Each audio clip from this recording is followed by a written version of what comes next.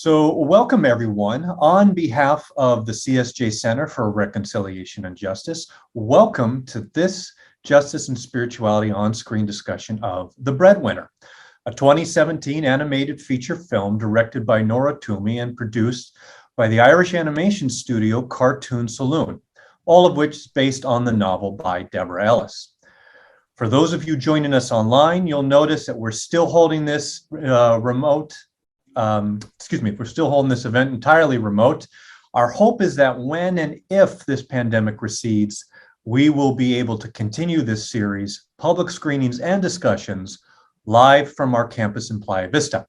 In the meantime, welcome to Playa Vista in exile, as noted by the building behind me. Joining me today is animator and writer-director Adriana Jaroszewicz, professor and chair of animation at the Loyola Marymount School of Film and Television, author and scholar Elizabeth Reilly, professor of educational leadership at the Loyola Marymount School of Education, our returning champion, author and film critic Rose Pacatte, founding director of the Pauline Center for Media Studies in Culver City, and I am your humble host, Michael McNaught. No one of real consequence. I just happened to pull the short straw. No, I'm kidding. Of course, I love doing this. The opportunity to reminisce about films with artists and scholars, both on the bluff and off the bluff here at LMU, is a real treat, especially about this particular film, The Breadwinner. So let's go around the Zoom room here. Your first thoughts about this film. Adriana, let's start with you. Well, this is a very empowering film for women. It doesn't matter where you come from, showing you the strength to what women have to go through in order to survive different cultures. It's a story that is told in an animated format. The subject is very difficult to deal with. Animation offers an abstraction of reality, so it allows us to engage with it at a different level through that abstraction and really connect with the characters and really, see through the eyes of a child. How does she deal with very difficult situations through her family? Good. Elizabeth, your thoughts? I think that the first thing that strikes me about this film is, just as my colleague Adriana has said, this is a story with many, many themes, but certainly a story about what it means to be a girl or a woman in the world today. And although the film takes place during the first Taliban period, it still is very relevant for anyone in civil society throughout the world, because the plight of girls and women globally in varying degrees remains the centerpiece of one of the major human rights issues we've got.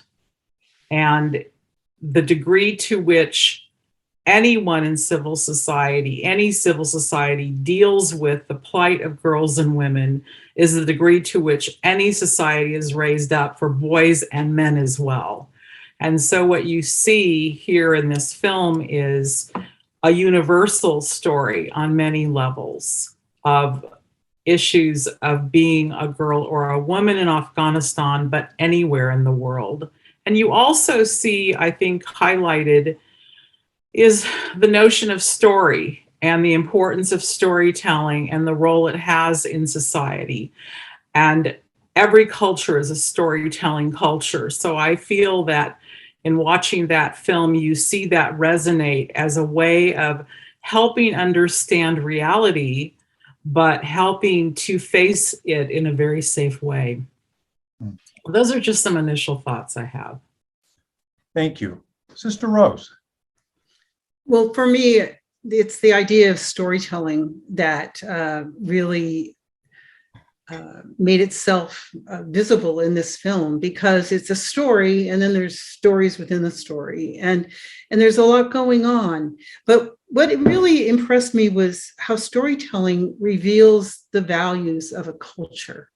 And here we have, yes, the values of the Taliban, but we also have the deeper values of the family.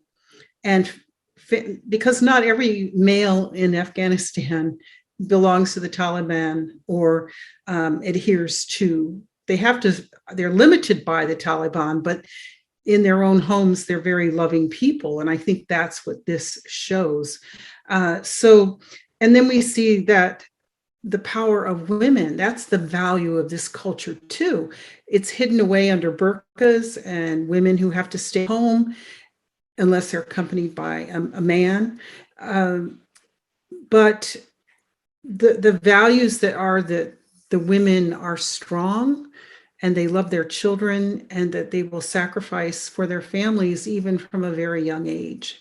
So this is, as Elizabeth said, this is a universal story, and it's totally relevant for today. When I reviewed this film in 2017 for the National Catholic Reporter, I questioned the relevance of why now do we want to make a film about the Taliban in Afghanistan? And then I noted, well, history repeats itself, so maybe there is a relevancy here. And sure enough, where it looks like things are backpedaling. So this retains its power as a story. Adriana, let me kind of dig a little bit deeper here, beginning with you. Why tell this film? Why tell this story as an animated film? What is it about the medium that's unique here for this particular story as opposed to another medium like live action or short story or short film? The animation, you're able to create fantastical worlds and also simplify things that might be very difficult to see in live action. We see the mother being beat up. We see that people are being shot, but we don't see it in a way that, in live action you might able to see it. I think it's also very important that you're able to create, again, the character in a way that is easy to read, without all of the consequences or physical, that happen, the physical, beatings that happen, the blood or anything. You just understand what it is. You don't have to show everything to understand what it is. So it makes it a little bit more easier to watch, but at the same, you can understand, what the character is going through. So the character, it's again, she's sacrificing everything for her family. She's an 11-year-old girl. You're able to make that connection from children, the playfulness and the transitions, understanding, like when she's going into a very difficult situation, transitioning to her storytelling, when, finally it's revealed that her brother is, the main character of the story. So you don't have to show all of the things that are very, very difficult to, for me as a person, to see the suffering of these people, but you make an abstraction in a way that we can really relate to them. As Professor Reilly was saying, in a safe way for us. Elizabeth, let me ask you a question, piggybacking off of that, if I may, about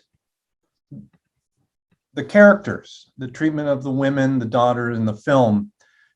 Do you find that is a fairly realistic interpretation or artistic interpretation of what you've experienced in your work?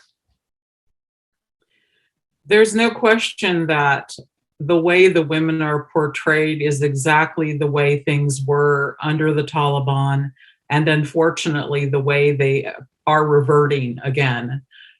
These children were educated prior to the Taliban coming to power, or at least help the little girl. Parwana is literate. She knows how to read and write, and so she's helping her father in the market to translate letters or to write letters for people who are illiterate, which, at the time that the Taliban first came to power, the level of illiteracy in the country was exceedingly high. And just as the Taliban came to power again in August of this year, there was, by that point, roughly 85% of children were in school getting educated. So you have a very different kind of society today in many ways than when compared to the Taliban's first shift, as it were. Mm-hmm. So what we've got here then is a circumstance where women and girls are back at home again in lockdown. But in this case, there has been a tremendous brain drain on the country with so many of the educated men and women fleeing. Many of my friends have fled in the last couple of months. Some are currently in varying stages of refugee camps seeking settlement, either in the United States, Canada, Australia, Germany, other places. So what's happened now is you've got this huge group of men and women, along with their families, who have fled the country, many who are still trying to escape. And it's unknown yet what consequence this will have on the country's ability to govern itself, to enter into self-governing, and to have anything that remotely resembles what they've achieved in the last 20 years since the last takeover of the Taliban. So yes, it's a very accurate picture in many ways of what life is like under the Taliban. Educated men and women like Parwana's parents were forced out of their professions in many cases. Definitely the mom would be. And the children were not educated at all. So we may be facing that very circumstance again. Elizabeth, perhaps you could tell us too a little bit about the current work you're doing. If I recall, you're working on a project in this very field. Maybe you could share a little bit about that project. My research in country began in 2008. I began preparing for that in 2007. And it was the direct result of my focus on women in leadership globally. I research women in leadership throughout the world. And so at that point, and for many years thereafter, my work was in country. Yes, it was very dangerous. Even then, there were constantly suicide bombers, improvised explosive devices. You could be walking through the village, not the village, but rather the marketplace, and there could be a suicide bomber that day. You just never knew. So life was very risky, even as a Western woman, and perhaps even more so as a Western woman, to be there. What I'm wearing today is one of my shawls that was handmade in the marketplace there, just right off the marketplace, and by a local loomer. And this easily transitions into the way my life has been when I've been there, which is, covered up like this, right? Because women had to at least have hijab on when you were in the cities. If you lived outside of Kabul, in the villages, women were still pretty much living indoors and in burqa if they did go out. And so this was pretty much what I spent a lot of years researching, was the progress of girls and women in civil society, in educational leadership particularly. So then as the collapse started to become very likely of the entire country, then I began working with a friend of mine who was one of the first directors of the Afghan Women's Network, Samira Hamidi. She's currently with Amnesty International, and she is my co-principal investigator on a new project that we're just in the process of receiving approval for, where we are examining women in higher education under the Taliban. We are seeking to interview women who are current students at universities in the country, as well as anyone who is connected and knowledgeable of women in higher education. So that study is just beginning. We hope to be able to have some preliminary data just in the next couple of months. We feel it is essential that we highlight the women's voices. Yes, the risk that we think about when interviewing anyone who's still living in country or even is out but has family there is exceedingly high. But the risk if we do nothing is even higher. And so that is why we intend to tell the stories of these women. Appreciate that. Thank you for sharing that. Rose, if I may pivot to you now, along the lines of storytelling, how might this film, kind of thinking about your own work in terms of working with catechists and ministers and engaged in the work of media literacy, how might this film be a good example of a point of dialogue or an interlocutor, for lack of a better term, for spiritual discernment or catechetical discernment or discernment on matters of justice? Sure. Well, this film, like I think Pope Benedict said for one of the World Days of Communications a few years back, that film or media stories form a table around which we can gather and talk about things that matter. And this film is certainly one of those. And even though it's an animated film and would seem at first to be directed at children, the themes are quite mature, especially when the mother is beaten, the father is taken away to jail. I mean, and it's kind of dark. The animation itself is dark and beautiful, but dark. So I think that the themes that I have teased out are to talk about that, and you can talk about these with children from about the fifth grade and up easily, but at high school and beyond, would be girls' empowerment would be one of the biggest ones for me. Intercultural learning. There's so much symbolism, even in the story told about the brother and the woman who says, you need three things. You have to find three things: something that shines, something that snares. Can you remember the third one? Do any of you? I can't remember it. I just watched it again, and I didn't write that down.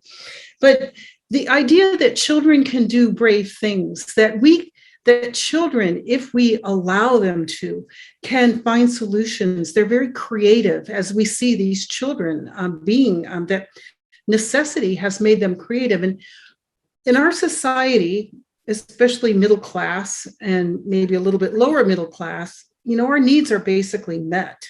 And therefore, our need for creativity is often blunted.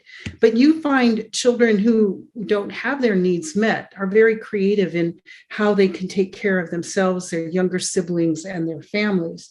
So the film relates to human experiences that maybe we don't have, but it teaches us empathy to understand what's going on in other parts of the world.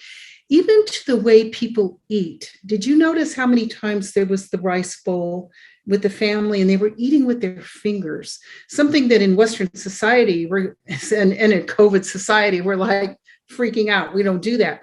But yet, they don't use utensils like we do. So let's talk about that there are different realities that are good realities in many ways, even if we don't see them, but that are good and they've been there for centuries.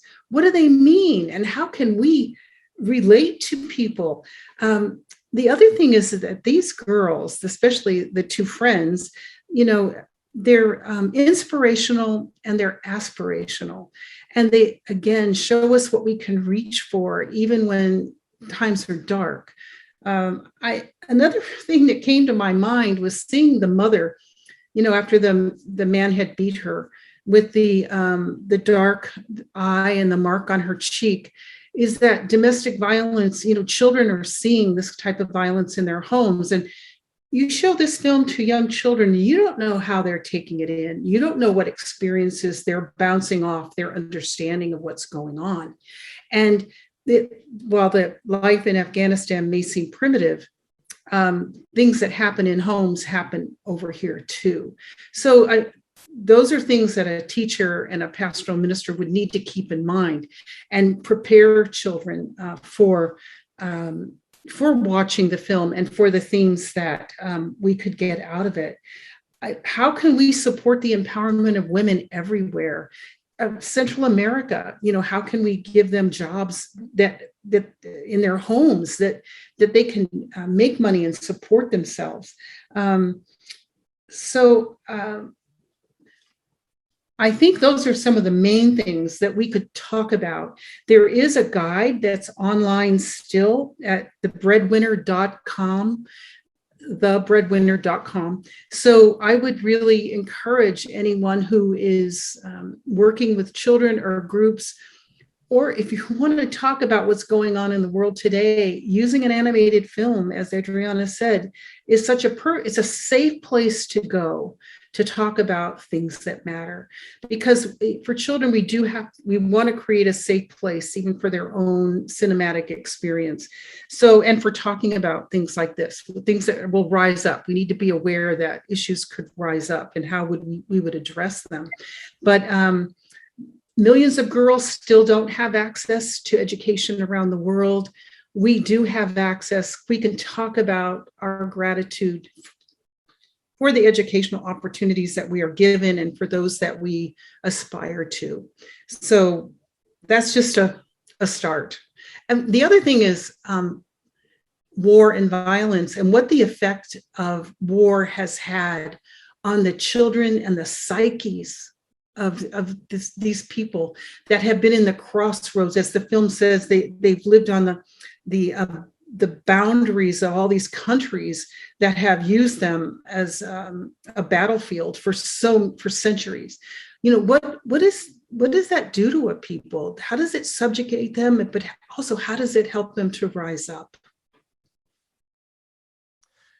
Well, along those lines, though, too, and I think you've all touched on this, is this kind of idea of story. Now, we're obviously talking about story because we're talking about a movie, but in a sort of meta sense, the role of story has such a unique and almost central role in this film itself.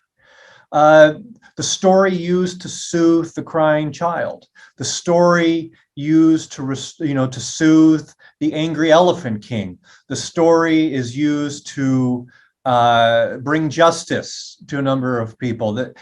The role of story, and I find it really interesting too that Varwana, her skill set when she's at the local marketplace is reading and writing. So again, the ability to tell stories to other people who can't necessarily read or to write them for them. So there's a real profound theme of storytelling in this film. And perhaps we can unpack that a bit more. And Adriana, why don't we start with you? Maybe you could tell us a little bit about what storytelling means, not only in this film, but perhaps to all parts of society in terms of seeking justice or engaging in spiritual practices, or in terms of just helping a person share their identity with another. Well, I think story, especially like in animation, I'm talking about animation terms, you always want to look at the universal story, people who can connect with anything. Doesn't matter where you're from, just like in the Breadwinner, those are universal themes. So it's really important to be able to look at your story, always looking back at who you are as a person, your own experiences, so that you can really show who you are as an artist, creator, storyteller.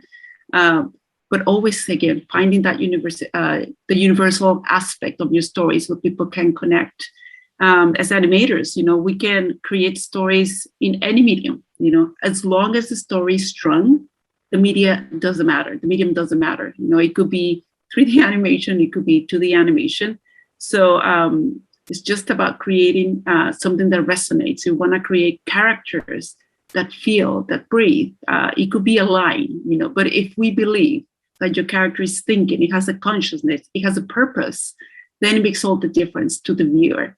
So as you create story and engage with an audience, the rewarding thing about being a creator, you can see, how the audience is taking that in, and it can take even life of its own, under the eyes of someone else.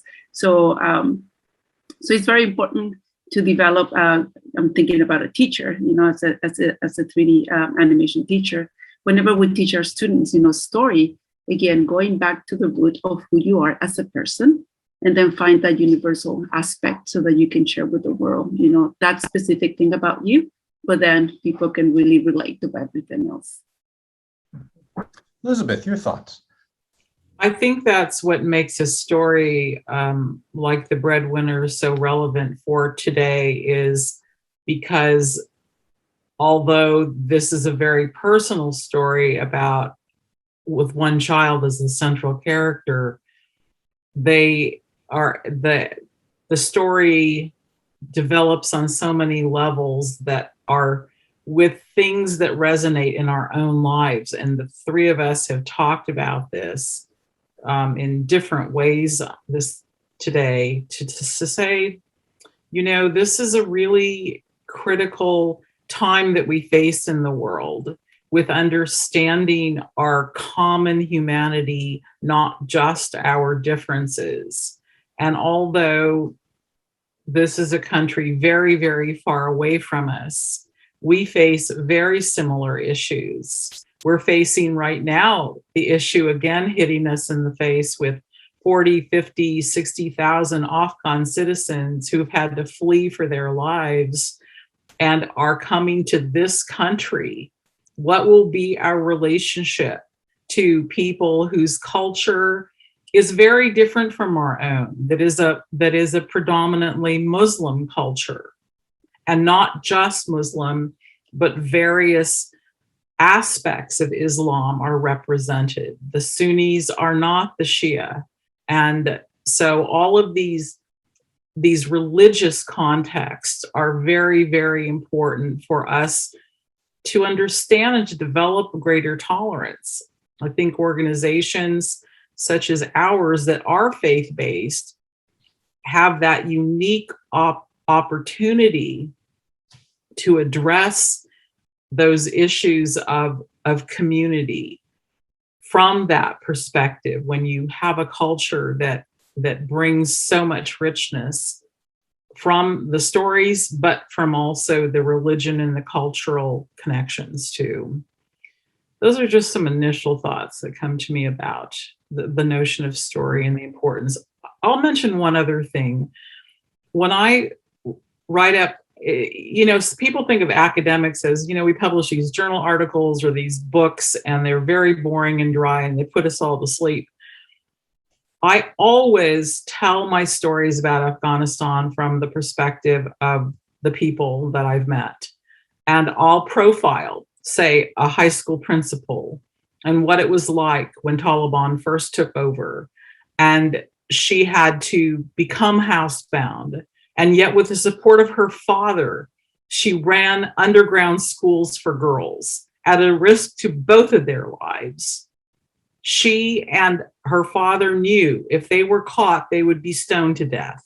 But they did this anyway because education mattered so much. And when Taliban fell from power the first time, she was able to go back and teach at her high school, ultimately rebuilding what was to become a monument to the Taliban, a museum for the Taliban, rebuild it as an important school for girls. Rabia Balki is the name of the high school. The story of Rabia Balki is a whole other amazing and interesting tale of a powerful Afghan woman. So when we use stories to frame this, it immediately touches our hearts, not just our minds. Thank you, Elizabeth. Rose. Well, I think stories, transport us. They take us somewhere else. They take us to that safe place where we can look at other people's lives, look at our own lives, and actually grow. And I think that we can't live without stories. There's so many parables about language and communication, and telling stories that gives us life. And Jesus certainly knew that. You know, and one of the other lenses that I would look at this story through is where the many places where we find expressions of love. That would be another way to talk about the film. Like when the young girl is there in the marketplace and this big guy comes and says, "Do you know how to read and write?" And she says, "Yes." And then she talks about, it's a sad letter. His love has died. You know, Hala is her name. And then he comes back and he says, "Show me where her name is. Show me."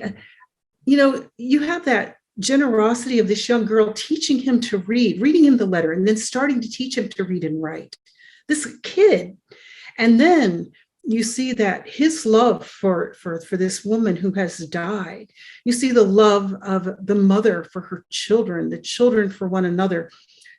There's so many expressions of love in this film that are not necessarily romantic love, but, you know, there's agape, there is eros, there are the different faces and facets of love expressed. So that makes a great story too, where it's not just about, you know, a bunch of girls talking about, you know, a guy and that's the whole story. No, this one goes deeper. And as Elizabeth mentioned, and Adriana too, I think, about humanity. This is about who we are as human beings, and it transcends our religious differences. And, you know, I think of the word tolerance, and it's not one of my favorite words because I always think, you know, you tolerate a toothache, but what we need is respect. And I think that's what these different non-governmental agencies or organizations are trying to do, is to help us look beyond the limitations of just tolerating one another, but actually respecting and wanting to learn about one another's cultures. And we, as Elizabeth said, we have tens of thousands of Afghan citizens coming to live among us. How will we make them welcome? How will we invite them to share about who they are and what matters to them?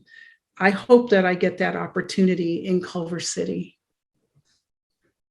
That would certainly be nice, especially with all the rich stories that we have. All their stories, yes. Yeah. Yes. You know, speaking of which, Adriana, I wonder if I may ask you this question, in terms, as a filmmaker and writer-director yourself, maybe you could share with us a little bit about what the process is like for a filmmaker and animator, in terms of, you know, you discover a story you want to bring to the screen. What is that process like? How do you think through the storytelling, also from an animated standpoint? What is that process like? From the animated standpoint of view, it could vary. You know, you can start with something that already exists. For example, this film was a novel that was adapted as an animator. But many times in my own process, I start with an image, you know, a quick idea. So we actually draw parts of the story to start feeling the sequencing of that story. What makes sense? What's the flow of the story? And then you start thinking about character. You know, what is this character? What does it have to offer to the story? You start kind of like building the biography, the story around the character, which might not be shown on the story, but, you know, as a filmmaker, you understand where they're coming from, so that when you're generating the animation, the performance, you understand where they're coming from. You know, what would they react to? How would they react to when you created this? So animation is a very tedious process. It doesn't matter if it's 2D, 3D, stop motion, just because, again, we're dealing with time and you have to create an image at a certain amount of an image, like usually in we do 24 images per second.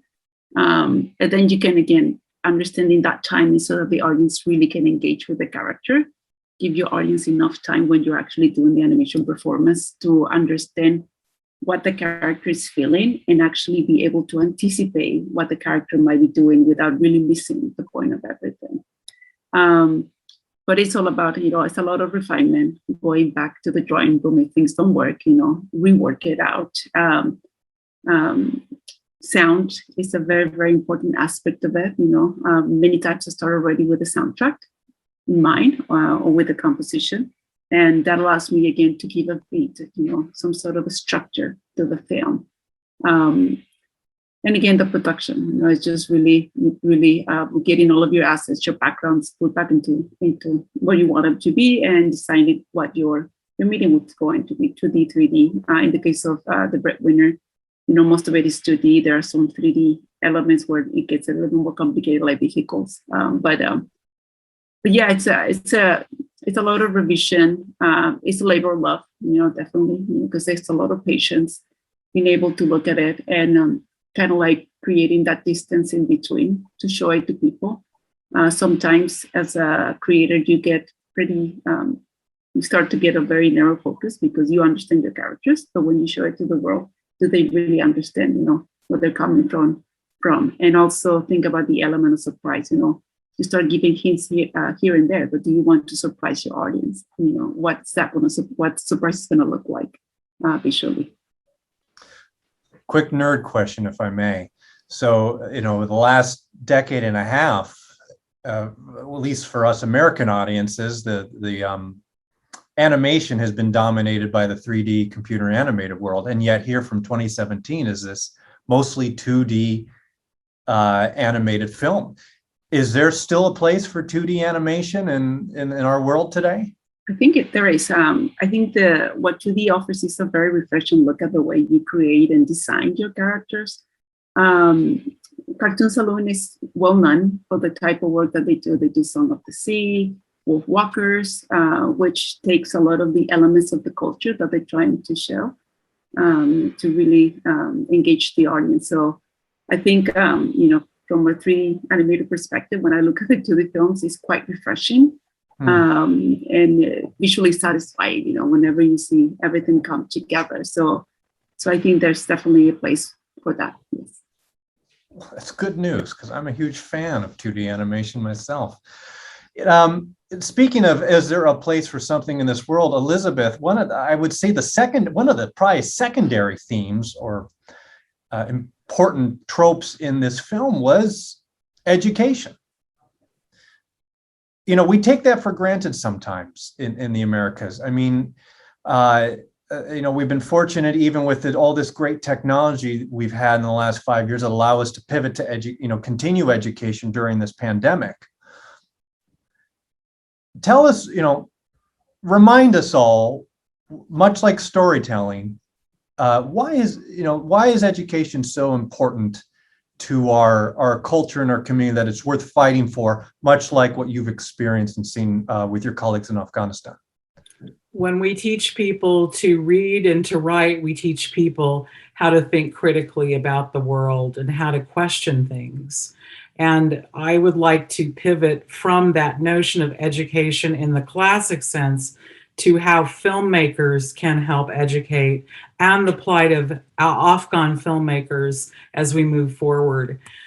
When I went to Afghanistan, I believe it was for my second trip, I went in search of the arts. Where were the visual arts? Where were the performing arts? And what was the status of them? And I had the privilege of meeting the then president of the Afghan Film Society, who was part of the group of people who literally saved Afghan film from being burned to nothing by the Taliban during its first wave of power. I was standing in the rooms where they hid the films in the ceiling to protect them from being melted to nothing.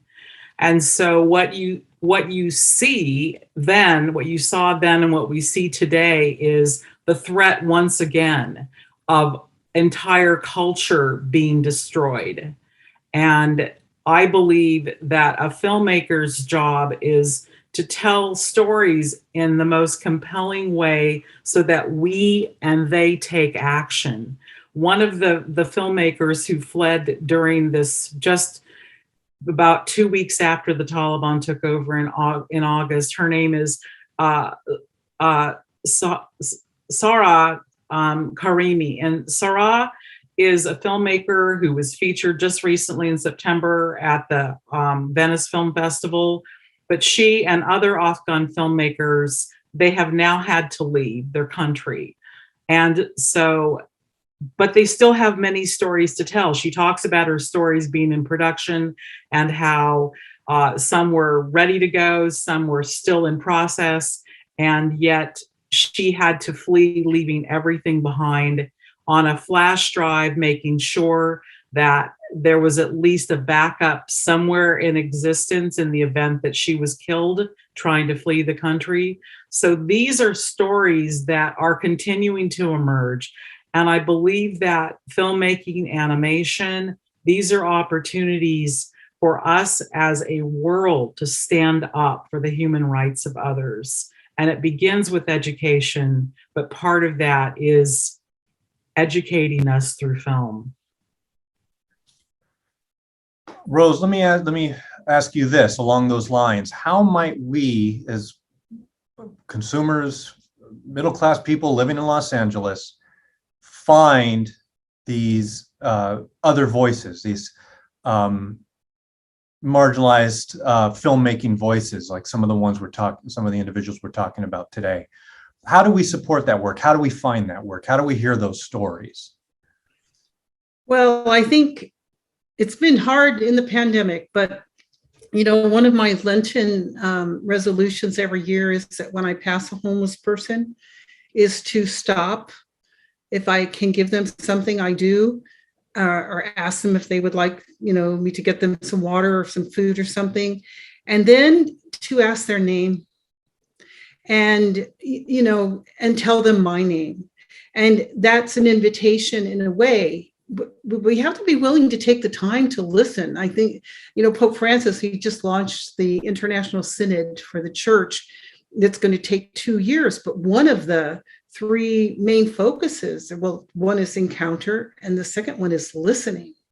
And we have to be willing to listen and journey together, and to take that time and to somehow create the spaces where we can listen to people and their stories. I think that many people are going down to the border. They're still going down. There are groups of Jesuits. There are students going down to spend 2 weeks doing whatever service they can.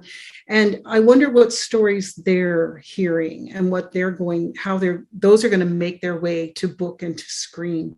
So I think it's time and a willingness and an awareness that there's an awful lot going on outside of our own spheres. And film takes us out of our everyday experience if we let it.